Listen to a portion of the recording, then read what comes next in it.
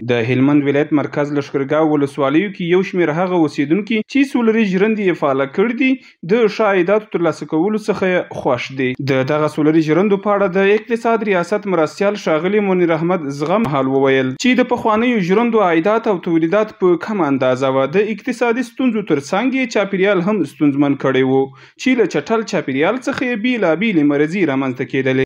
د اوبو او څارویو په وسیله باندې یا د ژرندې کارول کېدلې هغو کې ډېر مشکلات وو. خلک له زیاتو ننګونو او مشکلاتو سره مخ وه. لله الحمد دا چې اوس مهال شمسي ژرندې یا د لمریزې برېښنا ژرندې دي دا د په اوسني 21مه پیړۍ کې دا یو عصري ټکنالوژي له ډلې څخه دي چې په مختلفو برخو کې چې یوه برخه یې د ژرندو برخه ده ورڅخه کار اخیستل کېږي.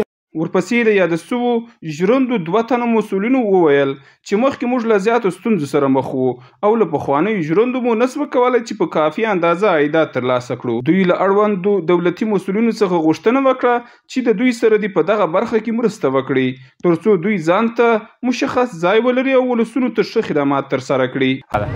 او مثال د دغو ژرندو مثال هغه پخوا موږ لسم مزد مثال یا 12 اخیستی د دې د 10 مزد دی. دغه ولس ته سهولتونه ده. شکر دی مزد هم نور خلکو دپاره ښکته دی. موږ ته هم یو شي مزد بس د میاشتې بس 10 پرسله معنی 3 خورواره موږ ته. وروستیو کې د سیمې 2 تنه اوسېدونکو د یاده سویو سولري ژرندو څخه خوښي څرګنده کړه.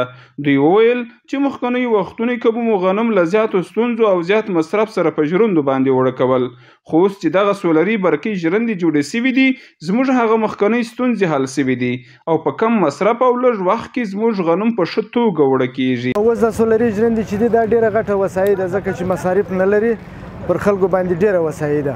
مزه ډېره هستې ډېر وړه به ورته پرته وه ډېره ځنډول. اوس دا ژر هم وړکۍ هم ډېرې سوي دي مز لږ راکړي ډېر ورسره وسایل اوس. یادونې وړ ده چې هلمند کې د تجارانو تجارتونو وده کړې او ورسره څنګ کې ولسونه هوسا سوي دي.